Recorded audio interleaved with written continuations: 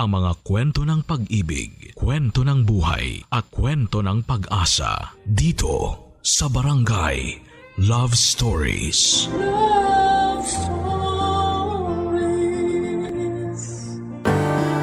Ang sabi nila, bago ka pumasok sa isang relasyon at magplanong bumuo ng pamilya, tanungin mo muna ang sarili mo kung kaya mo na ba talaga. Hindi porket meron ng iba ay gagaya ka na rin sa kanila. Ikaw, kabarangay, kaya mo na ba at handa ka na bang magkaroon ng sariling pamilya? Dear Papa Dudut, ako nga pala si Gerald, 40 years old sa kasalukuyan. Sa edad kong ito ay hindi pa ako totoong naging masaya sa mga naging relasyon ko. Lahat ng nakarelasyon ko ay puro toxic. Alam kong parte ako ng pagiging toxic nila. Hindi ko rin alam kung bakit ako nananatili sa piling nila. Kahit alam kong hindi naman ako masaya at puro stress lang ang inaabot ko sa kanila. Una na dyan ang first serious relationship ko kay Hana. Kaedad ko lamang siya. Siguro kaya ako na-attract sa kanya dahil pakiramdam ko ay maintindihan niya ako.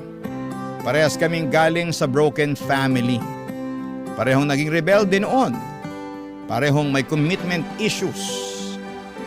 Ang intense ng relasyon namin. Hindi mapayapa pero nakaka-addict. Kaya lang ay habang tumatagal ay parang napapagod na ako lalo't kaliwat kanan ng gulo sa relasyon namin, Papa Dudut.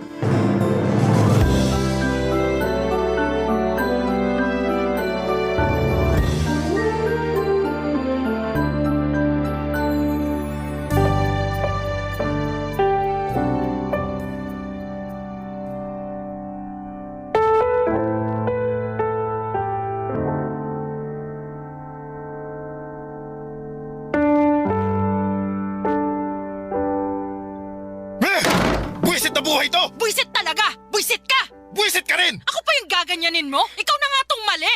Kailan ba ako naging tama sa paningin mo? Ano bang gusto mo? Magpanggap akong tama ang mga mali mo? Puro ka na lang issue, Hana. Walang katapusang issues. Iba ka rin ano? Ako na nga tong napahiya sa sagot mo sa pamilya ko kanina. Tapos ako pa tong masisisi na maraming issues? Ano bang masama sa sinagot ko sa kanila? Nagsabi lang naman ako ng totoo eh. Sa hindi pa ako handang pakasalan ka. Hindi pa handa? O hindi ka na talaga magiging handa? Magkaiba kasi yun eh. Heto na naman tayo, heto na naman. Hindi talaga tayo matatapos sa issue na to hanggat hindi nagiging klaro sa akin kung ano bang plano mo sa relasyon natin. Masyado niyo akong kinorner ng pamilya mo para pakasalan ka. Lunod na ako sa mga tanong nila kung kailan tayo magkakaroon ng anak, ano ba? Hindi sana yan magiging problema eh. Kung dinediretso mo ko kung saan ba talaga papunta tong relasyon natin. Gerald, mag-aapat na taon na tayo. Sa 4 na taon na yon, maayos ba tayo? Wala namang perpektong relasyon eh. Alam ko naman yan. Pero sobre na yung katoksikan natin eh. Puro na lang away. Magkakaayos tayo saglit, tapos bukas mag-aaway na naman. Pagod na ako sa ganito, Hana. Tapos ako pa tong may kasalanan kung hindi ako sigurado sa'yo? Hindi ka na sigurado sa akin? Hindi ko alam. Kasi naman palagi na lang tayo nag-aaway. Hana, mahal kita pero nakakapagod na. Sa tuwing kasama kita, imbis na payapa ang loob ko, palagi na lang ako takot. Takot na baka mamaya may mabuksan ka na namang issue mo sa akin. Aawain mo na naman ako kapag hindi ako nakasagot. Pag ayaw mo naman nasagot ko, mas lalo akong malilintikan sa'yo. Hindi ko na alam kung saan ako lulugar eh. Parehas lang naman tayo eh. Hindi naman sana ako aabot sa pang-uusisa sa mga issue mo kung nararamdaman ko lang na mahal mo ko at ina-assure mo ko na may future tayo. Hana, masyado akong broken na tao, alam mo yan. Pareho tayo, di ba? Kaya nga sana maintindihan mo kung hindi ko kayang mag-commit sa'yo habang buhay kasi hindi ko nga alam ang ginagawa ko sa buhay ko eh. Hindi ko nga alam kung paano aasikasuhin ang sarili ko tapos gusto mo, magpakasal pa tayo at magkaroon ng anak. Hindi na kasi ako bumabata, Gerald. Sana naman maisip mo yun. Naisip ko naman yun. Kaya nga lagi na kitang hinihiwalayan noon para may tsansa ka pang makahanap ng lalaki na magbibigay sa'yo ng kailangan mo.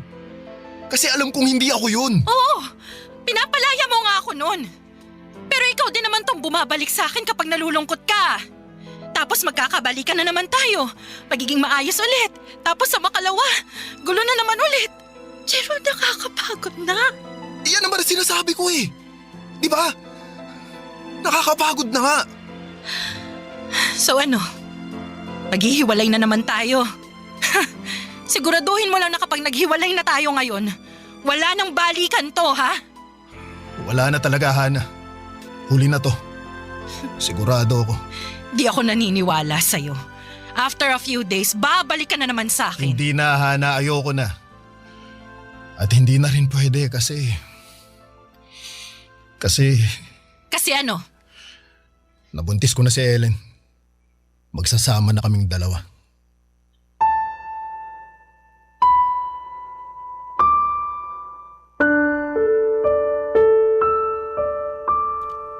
Si Ellen, kaklase ko noong college at naging best friend ko na rin. Siya ang sinasabihan ko sa lahat ng problema ko kay Hana. Alam kong matagal na siyang may gusto sa akin pero dahil masyado akong attached kay Hana, ay hindi ko siya magawang pansinin. Noong isang beses na nagkaroon kami ng matinding away ni Hana ay nagpakalasing ako kasama si Ellen. Doon ay may nangyari sa amin at nabuntis ko siya.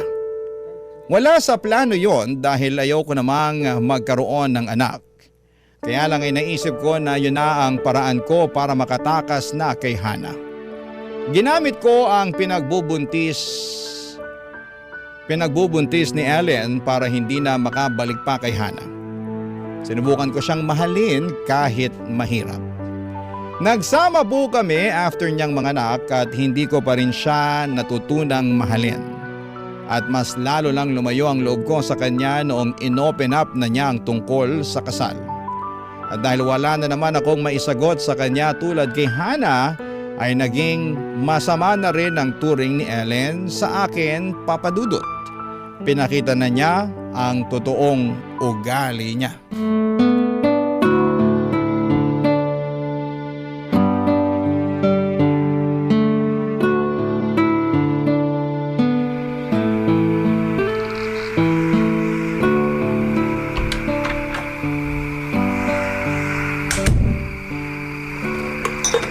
Asan ang anak natin? Nasa kwarto na, natutulog. At iniwan mo siyang mag-isa doon? Tapos ikaw nagiinom ka lang ng alak dito sa sala? Tulog naman kasi siya. Masyado kang praning. Hindi ako praning. Ilang beses mo na siyang iniiwanan sa kwarto ng mag-isa para lang makainom ka ng alak? Bakit, masama bang mag-relax? Hindi na pagre-relax ang ginagawa mo eh. Maya't maya ang paglaklak mo ng alak. Masisisi mo ba ako? Puro na lang problema ang inaabot ko sa mga sermon mo eh. Hindi kita sisermonan kung tama ang ginagawa mo. Kahit naman tama ang ginagawa ko, mali pa rin sa'yo. Ewan ko sa'yo. Alam mo ba kung gaano kahirap sa akin na magtrabaho? Tapos uuwi ako ng bahay, ako pang inaasahan mong mag-alaga sa inyong mag-ama. Oy, bakit mo sinusumbat sa akin yan? Ikaw naman tong nagsabi na tumigil na ako sa trabaho para alagaan ang baby natin, di ba? Kasi sabi mo, mas malaki ang sahod mo kaysa sa akin. Na totoo naman.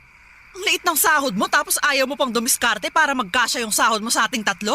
Ang sabihin mo, hindi ka lang marunong makontento. Hindi talaga ako kontento kung yan ang ipapamukha mo sa akin. Akala ko nung una, nung sinabi mo sa akin na wag nang ipalaglag ang anak natin, akala ko naman kakayanin mong buhatin tong pamilyang binuo natin. Pero hanggang salita ka lang pala. Inasa mo pa rin sa akin ang lahat. Sana pala, tinuloy ko na lang yung pagpapalaglag sa anak natin para wala na ako sa sitwasyon na ganito. Ayun! Di lumabas din ang totoo. Ayaw mo talagang magkaroon ng anak.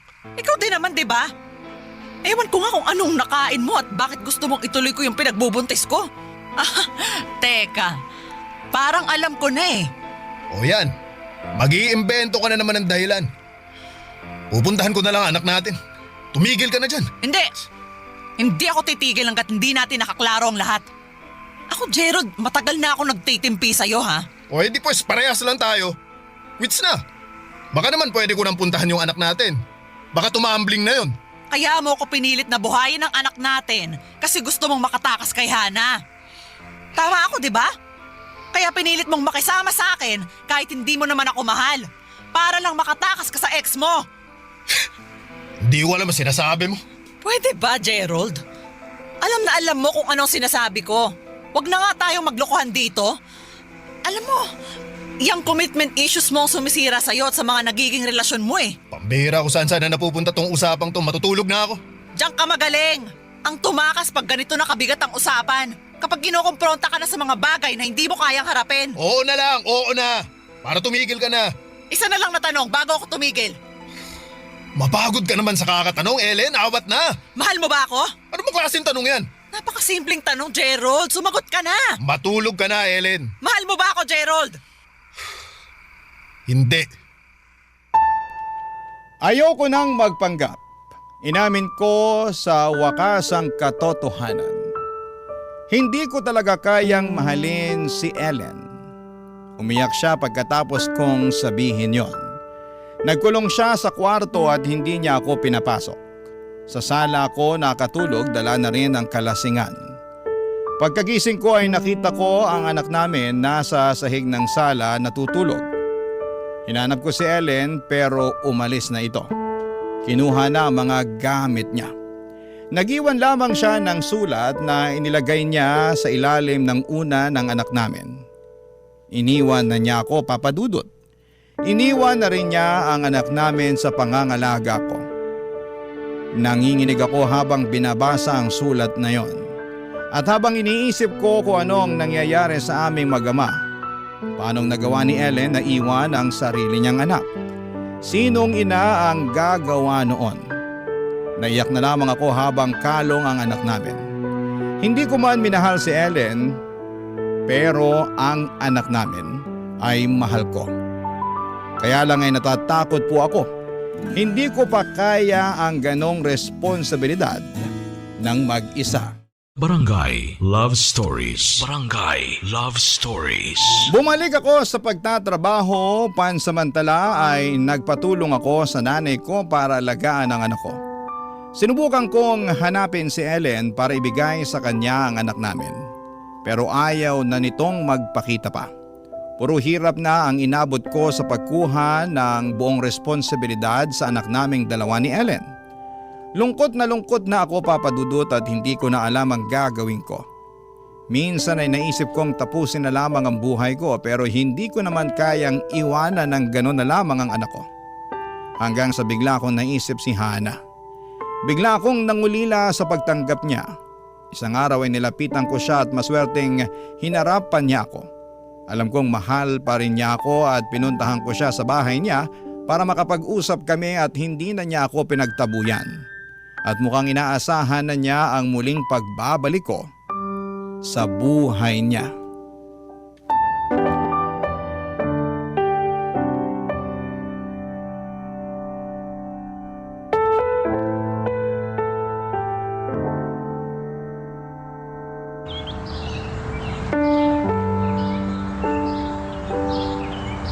O akala ko hindi mo na ako haharapin. Kailan ba kita tinalikuran, Gerald? Ako lang naman tong palaging gumagawa nun, di ba? Anong kailangan mo? Namimiss mo pa rin ba ako, Hana? Ano bang klaseng tanong yan? Mahal mo pa rin ba ako? Teka, bakit ba ganyan ang mga tanong mo sa akin? Nagtatanong ka kung anong kailangan ko, di ba? Ito na yun. Kailangan ko ng mga sagot mo. Gerald, ipapaalala ko lang sa'yo.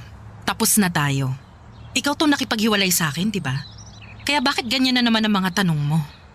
Kasi gusto kong bumalik ulit sa'yo. Di totoo naman palang hinala ako. Babalik ka rin sa akin. Ang lakas pa ng loob mo na magsabi noon na hindi tayo magkakabalikan. Oh, bakit kinain mo biglang mga sinabi mo, ha? Mahabang kwento. Mahaba rin ang oras ko ngayon. Sabihin mo na kung bakit. Ayun. Hindi kami nag-workout ni Ellen. At sigurado ako dahil yan sa mga commitment issues mo. Hindi ko lang talaga siya mahal kaya hindi ako makapag-commit sa kanya. Hindi mo mahal pero inanakan mo. Siya pa nga tong pinili mo noon kaysa sa akin, di ba? At nagsisisi akong ginawa ko yun. Akala ko kasi iba siya eh. Akala ko maibibigay niya sa akin yung kapayapaan na kailangan ko. Nagkamali ka ng pinili, ganun ba? Oo, hindi ako nahihiyang aminin yun. Nagsisisi ako na iniwan kita para sa kanya. Oh, ngayon mo lang nakita ang halaga ko. Oo, Oh, sorry talaga. Kung pwede ko lang bawiin yung nangyari noon, hindi ko sana pipiliin si Ellen. O kaya, kung pwede mong bawiin yung nakaraan, sana pinili mong wag maghubad kasama siya. Wala na, nangyari na yun. Huwag na lang natin pag-usapan yun. Diyan ka magaling, Gerald eh. Kapag dehado ka na sa usapan, bigla kang titiklop. Pero kapag gusto mo akong ratratin sa mga isyo ko, G ka. Hana, ayoko na lang din talaga makipagtalo. Tinanggap ko naman na mali ako, di ba? Ano na? Babalikan mo ba ako? Bakit ba parang nagmamadali ka pa? Kasi kailangan ko na ng sagot mo. Para alam ko na kung anong mangyayari sa amin ng anak ko. Anak mo? Nasa yung anak niyo ni Ellen? Oo, iniwan niya sa akin. Hindi ko na nga mahagilap si Ellen eh. Ayaw na talaga niya sa aming mag-ama. At anong inaasahan mo? Na ako ang magiging nanay ng anak mo? Hana, wala na akong ibang nakikitang babae na pwedeng maging nanay ng anak ko kundi ikaw eh. Mahal na mahal kita, Hana. Hindi nagbago yun. Pexman, magulo lang talaga ang utak ko noon kaya nagkamali ako ng desisyon na pakisamahan na lang yung Ellen na yun. Hindi ko alam, Gerald ha. Ang alanganin ng sitwasyon mo. Hindi to alanganin, Hana. Baka ito na yung gustong mangyari ng Diyos. Gusto niyang magkabalikan tayo. Ano ba yan? Pati Diyos dinamay mo. Eh kasi wala naman sana ako sa harapan mo kung hindi ako binulungan ng Diyos na lapitan ka. Maniwala ka. Patawarin na lamang ako ng Diyos sa ginawa ko. Ginamit ko si Lord para lamang makumbinsi si Hana na balikan ako. Effective naman. Dahil doon at sa natitirang pagmamahal niya para sa akin ay nagkabalikan kaming dalawa. Doon ako napanatag at may nakatuwang na ako sa pag-aalaga sa aking anak. Tumira kaming mag-ama sa bahay ni Hana at minahal niya ang anak ko na parang siya talagang tunay na ina. Mas naging nanay pa nga si Hana kesa kay Ellen sa anak ko. Doon ko na-realize na tama ang desisyon ko. Sa pagdaan ng mga araw na magkasama kami ni Hana ay payapa naman at hindi na kasing gulo tulad ng dati. Ramdam kong nagpipigil lang din siya ng mga itatanong sa akin para lang hindi kami mag-away. Masaya na akong ganon ang ginagawa niya kasi ayoko rin namang sagutin ang mga katanungan niya. Dahil alam kong ligaw pa ako at hindi ko pa alam kung ano ang dapat sabihin sa kanya. Hanggang isang araw, lumabas na ang totoong mga isyu niya sa akin.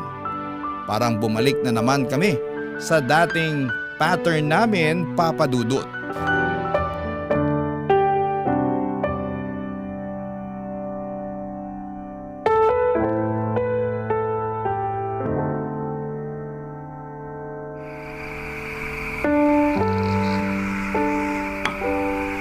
Gerald? Ano yun? Gerald, pang ilang beer mo na ba yan? Pang-5. Huwag kang mag-alala, last ko na to. Nagpapantok lang. Huwag ka munang matulog kagad ha. Usap muna tayo. Tungkol saan? Nag-aaya kasi yung family ko. Sama raw tayo sa pag-out of town nila next week. Kahit 2 days lang. Sakto, holiday naman next week. Kayo na lang. Okay naman ako dito sa bahay. Maglilinis na lang ako. Isama mo na lang yung anak ko ha. Para makapasyal. Bakit hindi ka sasama? Alam mo namang hindi ako mahilig gumala eh. Gerald, magandang chance kasi to para makabanding mo rin ng maayos yung family ko. Alam mo naman yung gusot nyo noon, di ba? Oo, alam ko yun. Kaya nga umiiwas muna ako ngayon. Magpalamig ba? Saka na lang kami magkita-kita sa Pasko na lang siguro. Gerald naman, nakakahalata na kasi sila eh. Tuwing dumadalaw ako ron, hindi ka kasama. Kasama mo naman yung anak ko. Anak natin. Nangorek na naman. Matagal ko nang gustong i-correct eh. Puro ka na lang, anak mo, anak mo. Akala ko ba anak natin siya? Bakit sinusolo mo na lang? Pambira, nagkamali lang ako ng sambit. Ginawa na naman ako ng issue. Oo na, anak natin. Anak natin. Kung gusto mo, anak mo na lang eh. O sige, atakihin mo ulit ako ng ganyan. Diyan ka magaling eh. Kasi nga lahat na lang issue sa'yo eh. Gerald, alam mo, hindi tayo katulad noon na bawat issue mo sinusumbat ko. Ngayon sinusubukan ko na magtimpi.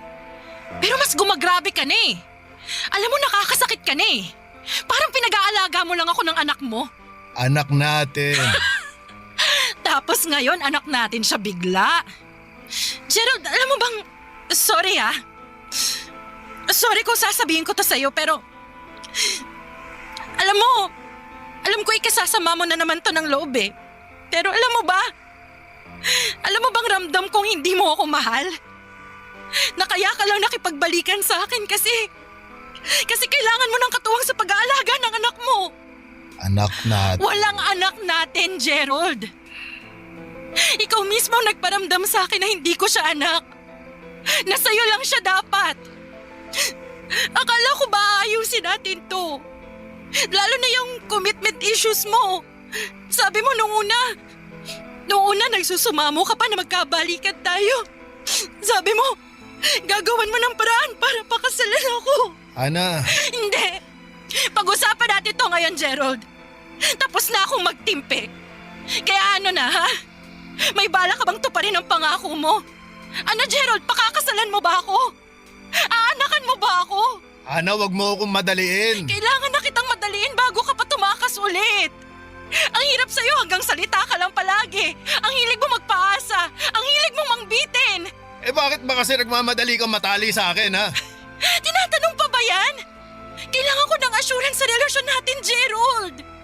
Palagi ka na lang tumatakas eh. Paano ako makakasiguro na after kong mag-invest sa'yo ng anak mo, hindi mo ako iiwan? Oo na, sige na, sige na. Sasama na ako dyan sa out of town ng pamilya mo. Hindi yan ang gusto ko marinig na sagot, Gerald. Pwede bang pag-usapan natin to sa ibang araw? Hindi nakakatulong na lasing ako ngayon. Baka iba pa ang maisagot ko at baka awayin mo na naman ako pag nagkataon.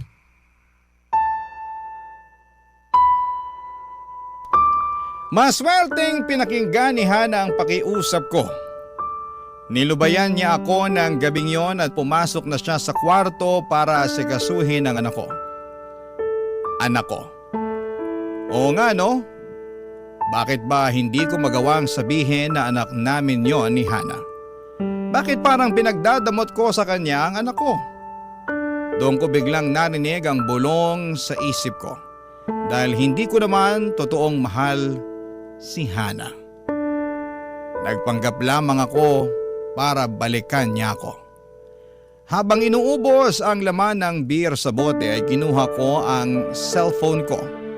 Lumabas ako ng bahay at may tinawagan ako.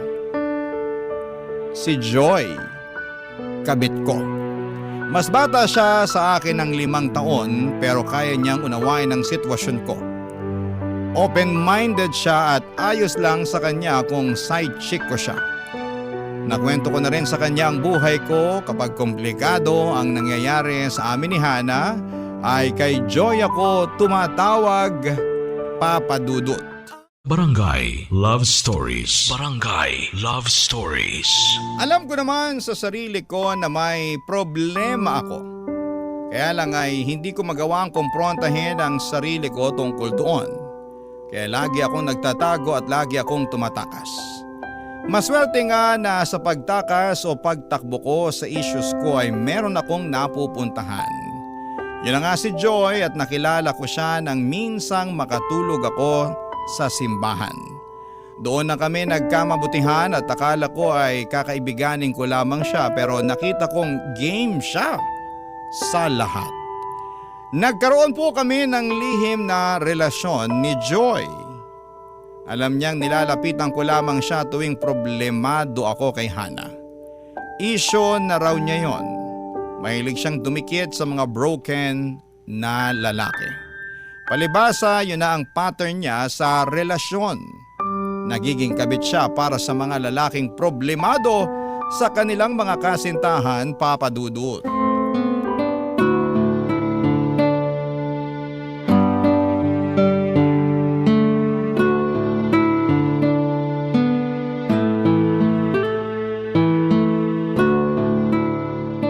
Pasindi nga ng Yossi. Akala ko ba titigil ka na sa Yossi? Sinabi ko rin nung isang araw na titigilan na kita. Mahirap talagang itigil ang kinakaadikan no? Ikaw, kailan ka ba maa-addict sa akin ha? Na-addict na nga ako sa'yo. Pasingot naman ang Lego. Ano ba? Saka ka lang naman na-addict sa akin kapag nag-aaway kayo ni Hana. Oh, parang malapit ka na rin manumbat ah. Gagaya ka na rin ba kay Hana ha? Hindi, no? Kaya lang naisip ko, bakit kasi... Ay, wag na lang pala. Oh, tingnan mo to. Nambitin pa. Ano ba yun? Wag na, kilala na kita. Kapag tinatanong ka, nagpapanik ka bigla. Oh, malay mo naman ngayon. Makasagot na ako. O sige nga. Sagutin mo. Paano kung tayo na lang? Tayo na lang magsama? Oo, Kaya mo bang alagaan ang anak ko? kaya kong magbayad ng yaya para alagaan ang anak mo. Alam mo, kailangan ko ng magiging nanay ng anak ko. Kaya hindi mo maiwan si Hana? Mahal na niya ang anak ko. Mahirap na makahanap ng ganong klaseng babae. Sorry ha, kung hindi mo yan makita sa akin. Oh, teka, baka naman nasaktan na kita dun sa sinabi ko.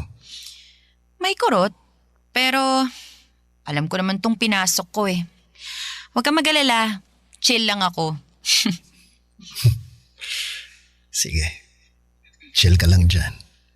Kasi may isa pa tayong round bago tayo mag-check out. Ano yun? I-check mo nga, baka room service. Baka akala naka-check out na tayo. Okay, sige. Teka lang.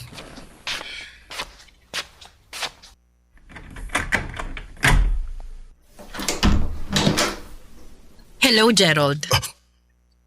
Hana! Hi.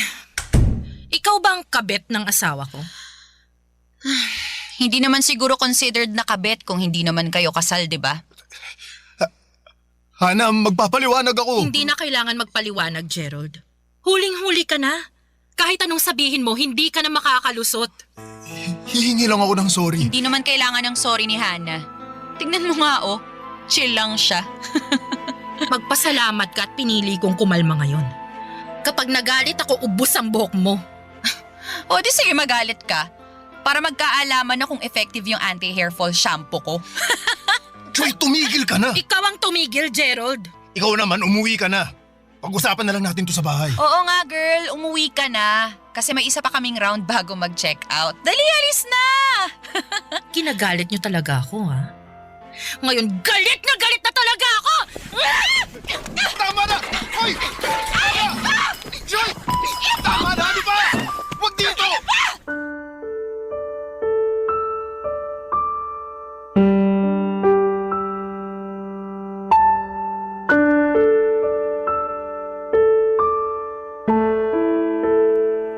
Papadudot, nahirapan akong awatin si Hana at nakita ko kung paano siya manggigil sa pangaasar ni Joy.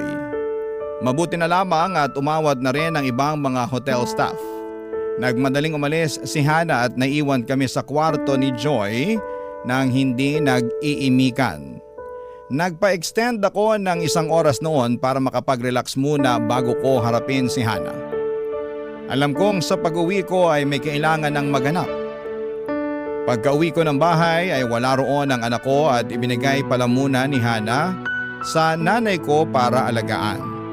Kasi noong mga oras na yon ay nag-iimpake na si Hana. Apartment naman niya yon pero mas pinili niyang siya na lamang ang umalis. Siguro ay awa na lang para sa anak ko. Mahal na rin niya ang anak ko.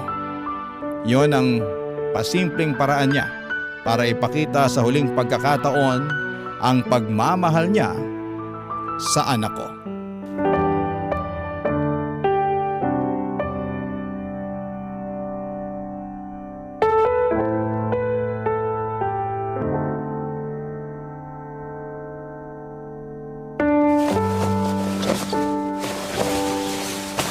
Mag-usap naman tayo, Hana. Wala na tayong dapat pag-usapan. Marami. Paano yan? Ayoko na makipag-usap sa'yo eh. Dati ikaw tong gustong makipag-usap sa akin palagi. Di ba marami kang tanong? O heto na yun. Hindi na.